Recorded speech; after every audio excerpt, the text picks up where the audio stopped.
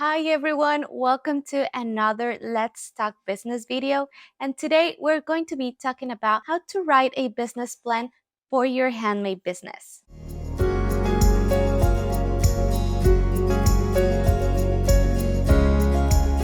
I'm Dalmith, and like you know, I'm also a small business owner. And today I want to share with you some steps that I use to write down the business plan for my business. They have been helping me along the journey as a small business owner. So let's start. Before we start running our small business, we have to make and write down the business plan. Why?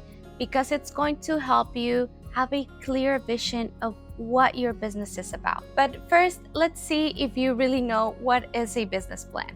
So basically, a business plan is where you write down the goals, the message of your business, and everything that it's going to be involved in the essence of your brand. And as I mentioned, why is the business plan important? Because it's going to give you clarity and it will help you keep track of everything that you're doing and not lose the focus on the things that matter. Because I know that when we're starting and we have everything like in the process of creating and doing all of the things to make this business successful, we can easily get distracted and lose control of everything. So the business plan is going to let you know what things are that matters and what things are important for your business. So the first step that you should take is to write down the business plan overview. I like to start with this because they are the easiest things to figure out. So for example, here you need to write down the basic information about your business. For example, the name and the location of your business.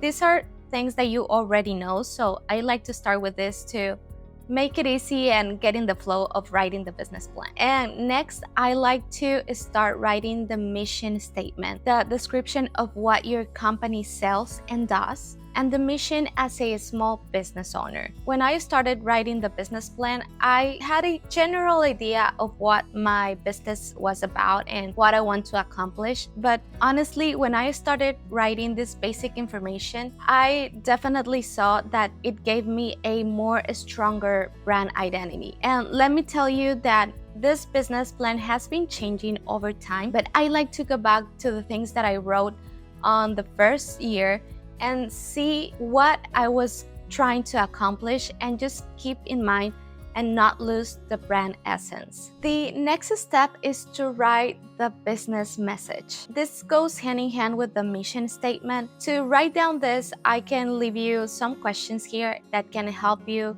figure out what this means. So for example, ask yourself, what problem is your company solving? Why do you do what you do? What are you giving to your customers? The business message provides meaning to what your business is. It can help you focus in what message are you wanting to give to your customers? How do you fit in their lives?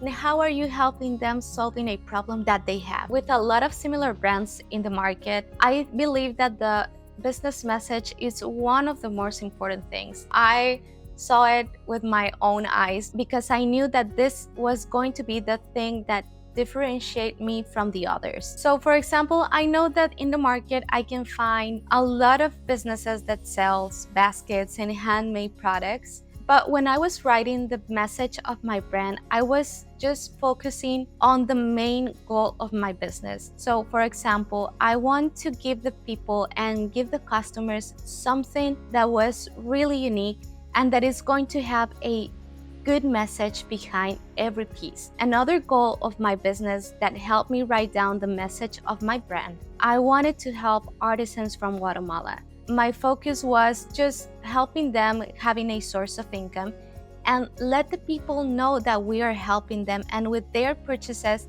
they were able to help them too. That was the message of my brand. That was the most important thing that differentiate me from the competition. The next step is to do an industry analysis. I know I have been mentioning in a lot of my videos how important it is to do a research of your competition. In this business plan, you have to write it down too. Here's where you describe your competition, like what they do, what are they selling, what is their demographic, what are they doing, what are they not doing. Asking yourself these questions are going to help you be successful in the industry that your business is. But also, I might say that the competition can also be an opportunity. You can see a lot of brands that have a similar vision than yours, and you can create a collaboration or a partnership and create something together. I love to do this because I know this is going to help me have more brand exposure and reach markets that honestly I know I wouldn't reach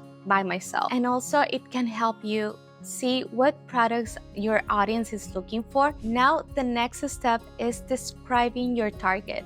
If you're here, you're almost done with your business plan. Describing your target means that you're going to write down all the demographics and psychographics of your target. The psychographics are a key factor to understanding why your audience have the interest that they have, personalities, and hobbies. Obviously, this is based in their context, and you're going to see this if you do this research. You will also want to write down which social media channels they use so you can establish a lead and conversion strategies and brand awareness. When I wrote down this part for my business plan, I used the help of Instagram. I knew that on Instagram I could find all the data that I needed to fill this part. At the beginning, as everything was new, I just waited to have a very good information on Instagram. And then I started writing down everything that I need to know about my audience. And of course, I always keep adding new factors because I knew that my audience was going to be changing their interests over the time. I just went back to this part of the plan and write down new factors and new key things that can help me improve in my business. After you wrote down your target audience, then you have to write down the description of your primary product. This is where you write down what do you want your customers to experience with your product. And something that really helped me here was to think about the 5 senses of the human body. Probably your product is not going to be able to have an experience between all the 5 senses. But for example, my primary product is a bread and tortilla warmer. I just thought about 3 senses. And the first one was the touch. As you know, my products are made with palm leaf and it has a very particular texture. When the customers receive my product, I want them to feel the natural texture of the palm leaf. That's what I was focusing on for the touch. Then for the side, I always try to show the 3 natural colors of the palm leaf. I always like to write down on every description that I can that the colors that we use are natural and that we don't dye any of our products. I want them to just see the natural colors of the fiber and also let them see the hard work of the techniques that the artisans use. And lastly, I focus on the smell because the palm leaf has a very particular smell and it's really nice. I want them just to feel that they are purchasing something 100% natural and fresh. So if you use this method, you can easily write down the description of your primary product. Last but not least, you have to write down the goals for your business. It's easy to just start writing down the goals for the first year. You can add big goals or small goals or both. For example, I wrote down that I wanted to open my Etsy shop and make 100 sales over the first year. Probably it was a big or small goal, but you have to write down everything that you are expecting to achieve over the first year. And then you have to move forward and think about the goals for the next 5 years. Make sure that these goals are measurable goals. They need to be realistic and obtainable, because if you set up the bar way too high, then you're honestly already setting yourself to failure. And remember that you have to start somewhere, and that doesn't mean that you have to set up very big goals.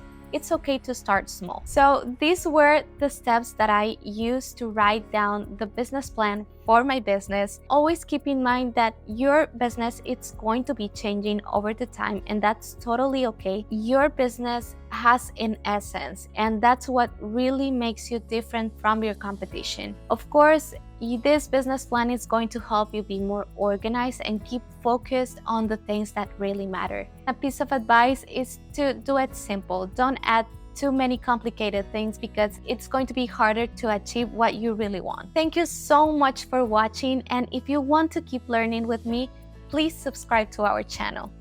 Bye!